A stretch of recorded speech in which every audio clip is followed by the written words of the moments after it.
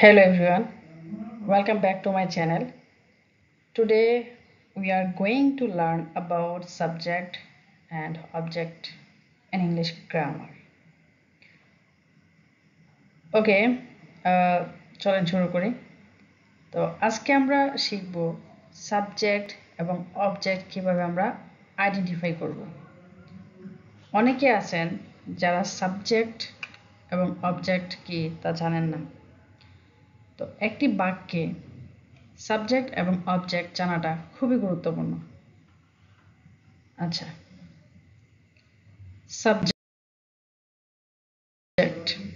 Subject কি? Noun এবং pronoun যখন শুরুতে বসে তখনই আমরা তাকে সাবজেক্ট বলবো। নাউন এবং প্রনাউন যখন শুরুতে বসবে তখন আমরা কি বলবো? তাকে সাবজেক্ট বলবো। এখন আসি নাউনকে, কারণ আমরা তো বললাম যে নাউন আর প্রনাউন শুরুতে বসলে সেটা সাবজেক্ট। তো নাউন হচ্ছে কোনো কিছুর নাম। Noun is the name of a person, place, think or idea. যে কোনো কিছুর নাম, মানুষের নাম, স্থানের নাম, কোনো কিছুর নামকে আমরা কি বলবো? নাউন বলবো। এই নাউনটাই যখন শুরুতে বসবে বাক্যের, হ্যাঁ, তখন তাকে আমরা কি বলবো? সাবজেক্ট। কিছু কমন টাইপস নাউন আছে, যেমন কি কমন নাউন, হ্যাঁ, বয়, সিটি, বুক, প্রপার নাউন, জন, প্যারিস। কমন নাউন মানে হচ্ছে একটা সাধারণ নাম, প্রপার নাউন হচ্ছে নির্দিষ্ট নাম। Abstract noun love, freedom, happiness. Collective noun team, class, group. এগুলো হচ্ছে নাউনের প্রকারভেদ। এখানে একটা এক্সাম্পল দেওয়া আছে। এক্সাম্পলটা কি? The dog is beating a man. এইখানে আমরা যদি সাবজেক্ট আইডেন্টিফাই করতে হয়, তাহলে আমাদের যে কাজটা প্রথমে করতে হবে, ভার্বটাকে আগে আইডেন্টিফাই করতে হবে। এখানে ভার্বটা কোনটা? বিটিং, কামড়ানো। কুকুরটি কি করতেছে? একজন মানুষকে কামড়াইতেছে। তো এইখানে যেহেতু আমরা বিটিংটা ভার্ব মানে কি, এটা আমার আগের ক্লাসে একটা ভিডিওতে বলা আছে ডিটেলসে। ভার্ব কি, ভার্বের অবস্থান কি, কীভাবে আমরা ভার্ব আইডেন্টিফাই করব, কী কী ধরনের ভার্ব হতে পারে, আছে সব কিছু ডিটেলসে ওই ভিডিওতে বলা আছে। যদি কেউ না দেখে থাকেন তাহলে ওই ভিডিওটা দেখার অনুরোধ রইল।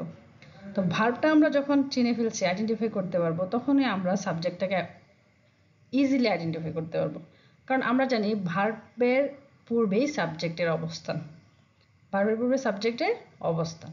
তো এখানে সাবজেক্টটা কোনটা? The dog.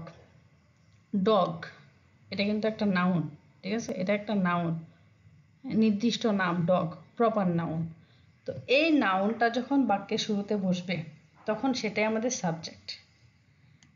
আর এই বাক্যে কি বলা আছে? London is a beautiful city. London খুবই কি একটি সুন্দর শহর। তো এইখানে যে লন্ডন এটা কি? এটা একটা নাম। কিসের নাম? স্থানের নাম।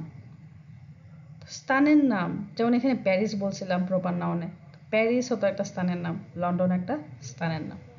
তো এই যে একটা নাম, এই নামটাই কি? নাউন। এই নামটা যখন বাক্যের শুরুতে বসবে, ভার্বের আগে বসবে, তখনই আমরা সেটাকে কি বলবো? নাউন বলবো।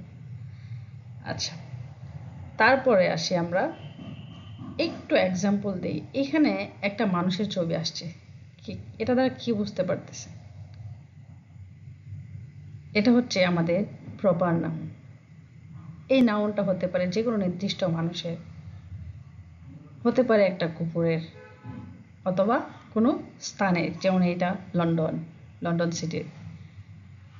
তো আশা করি আপনারা এখন এই ভিডিওটা দেখার পর থেকে নাউন কি, অর্থাৎ নাউনের অবস্থানটা কি বাক্যের শুরুতে বসে, তখন আমরা সেটাকে কি বলবো? সাবজেক্ট। এবং প্রনাউন নিয়ে পরবর্তী স্টেপে আলোচনা করা আছে। তো আমাদের পরবর্তী যে আলোচনাটা সেটা হচ্ছে অবজেক্ট নিয়ে। কারণ আজকে ক্লাসটাই কিন্তু সাবজেক্ট এবং অবজেক্ট নিয়ে। অবজেক্ট নাউন এবং প্রনাউন যখন শেষে বসে তখন তাই কি বলে? অবজেক্ট বলে। এখন অবজেক্ট আর সাবজেক্টের মধ্যে পার্থক্য আমরা কি পাইলাম? যে নাউন প্রনাউন যখন শুরুতে বসবে, ভার্বের আগে বসবে, হ্যাঁ, বাক্যের শুরুতে বসবে, তখন সেটা হচ্ছে হবে সাবজেক্ট। আর নাউন এবং প্রনাউন যখন বারের পরে বসবে অর্থাৎ শেষে বসবে তখন সেটাকে কি বলবো অবজেক্ট।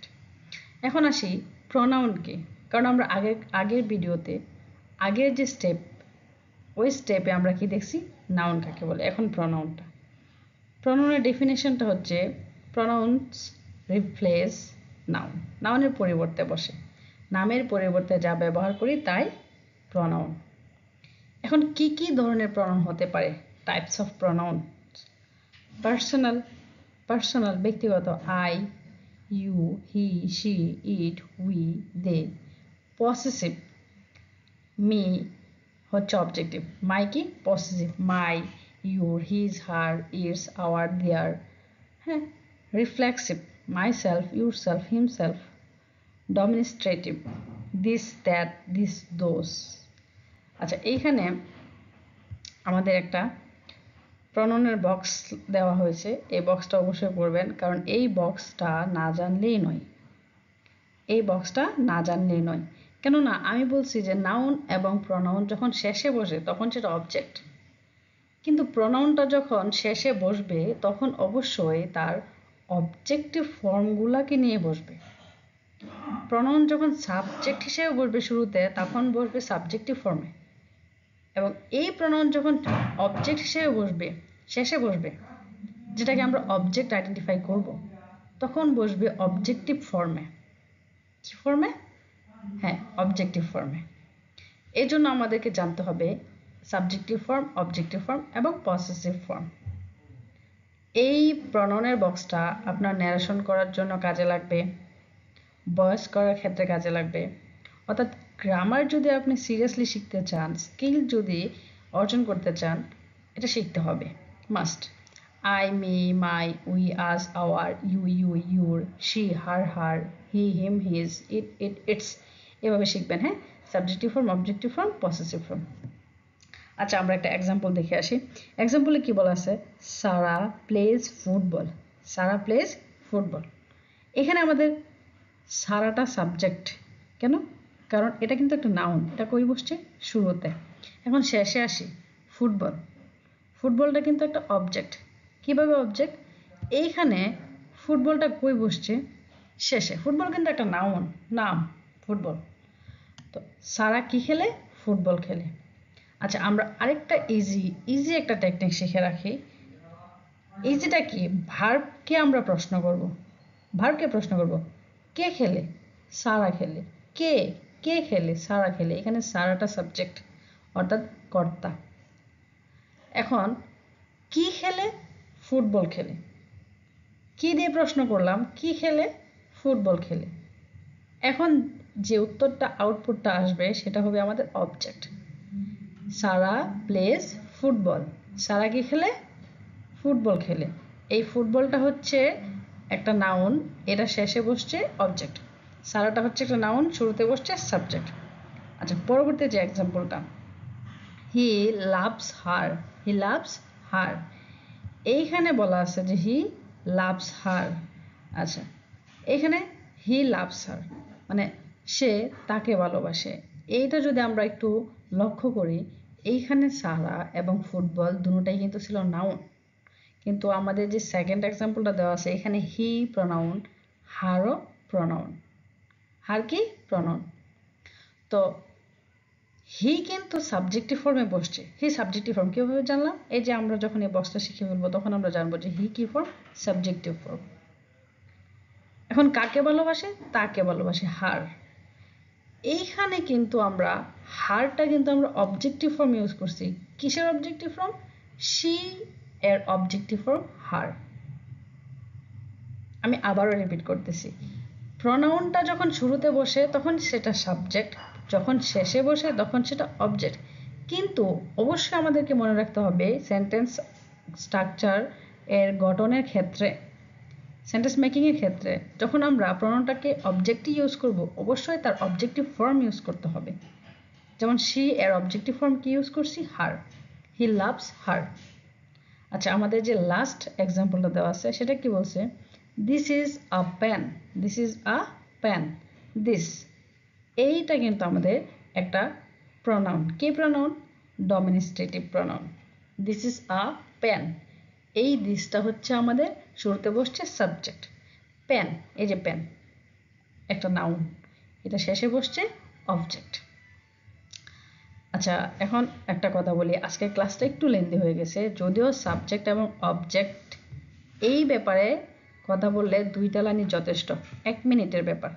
কি যে ভার্বের আগে যখন নাউন প্রনাউনের অবস্থান তখন সেটা সাবজেক্ট, ভার্বের পরে যখন নাউন প্রনাউনের অবস্থান তখন সেটা অবজেক্ট, এবং ভার্বকে যখন আমরা প্রশ্ন করব কে, তখন আমাদের উত্তর আসবে, ভার্বকে যখন প্রশ্ন করব কি, তখন আমাদের যে উত্তর আসবে সেটা অবজেক্ট।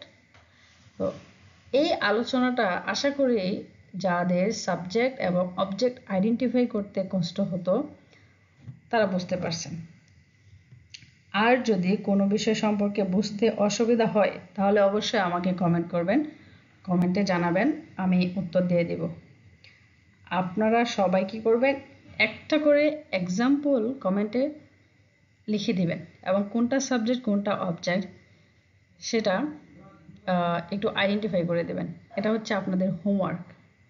আর পরবর্তী ক্লাসে আমি আপনাদের বেসিক গ্রামার নিয়ে আরেকটি ক্লাস আপলোড করব, ওই পর্যন্ত সাথে থাকবেন।